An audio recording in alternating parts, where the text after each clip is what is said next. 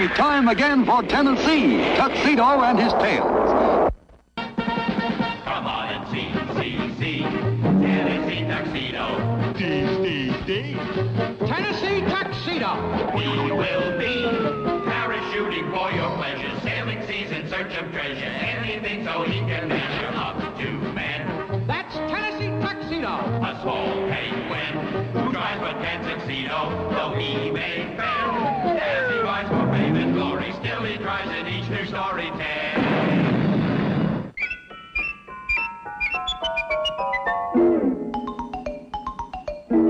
Deep in the vast frozen wastes of the South Pole, icy winds and snow shape a bleak landscape. Yet there are many animals who make their homes in this frigid land. Animals cleverly adapted by nature to live in sub-freezing temperatures, like the penguin. Achoo! And the, walrus.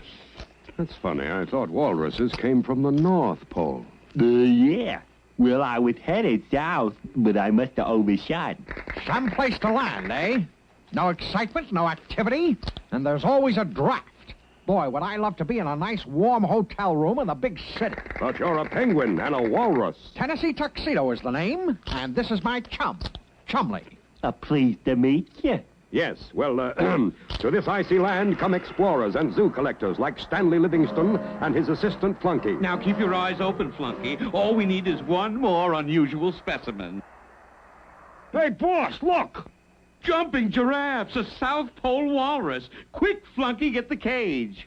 Wait till I see him back in the big city. The excitement, the activity. What a warm reception he'll get. Did you say warm, excitement, activity, the big city? We'll take the job. Right, Chumley?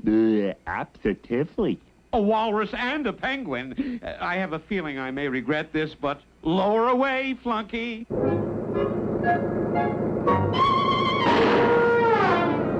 Oh, boy, excitement, activity, the big city. The big city. So we end up in a zoo. Chumley, we've got to get out of here and get jobs. If we get jobs like people, we'll be treated like people. Hey, look at this ad. Phineas J. Whoopi, the man with all the answers. Come to me with your problems. Just what we need. Now listen, Chumley, here's my escape plan. And so, not long afterwards... One morning, Stanley Livingston, keeper of the zoo, was stunned by what he saw. You Flunky! That pesky penguin and walrus have escaped again. I didn't see 'em, boss. But look at this paper here. There's an ad encircled, wanted, 2 auto mechanics, must hire today. But there's no address. Call the police. Here we go again. At that very moment, Tennessee Tuxedo and Chumley were applying for their latest job. A penguin and a walrus yet? Well, I guess I got no choice. I gotta cover the gas pumps. You guys take over back here, okay? Nope. We don't know nothing about mechanics. But this would be a good place to learn. You want to get your teeth fixed, fella? I can't understand a word you're saying. All right, Chumley, let's get into some coveralls. There now. Chumley, will you please take off that ridiculous disguise? That is the silliest-looking mask I have ever seen. Listen, Boo-Boo, this is my face, see? And if you like yours, you better like mine. My name's Rocky Monanoff, and that's my car. I want it fixed perfect by 3 o'clock today. Sure. Sure, Mr. Mananoff. And unless it runs perfect, I'll play you 2 goofs a tune on my violin. Well, we've got a customer, Chumley. You know what we're going to do first? Leave. That's right, leave. No, Chumley. We're going to fix this car. Now, I look under the hood while you push the starter. Okay, Chumley? Okay, sure. But I don't know how to start a car. Of course you can start the car. Just push that button.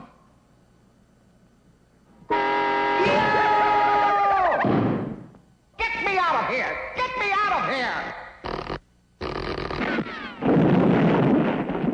Real slick, Chumley. Now let's get back to work. Several hours later, the master mechanics surveyed their work. Look at that. Broken, ruined, junked. The whole engine. Now we'll have to build a new one. Gee, Tennessee, maybe it's time we went to see the man what's got all the answers. I know. It's time to see Mr. Whoopi. Let's go.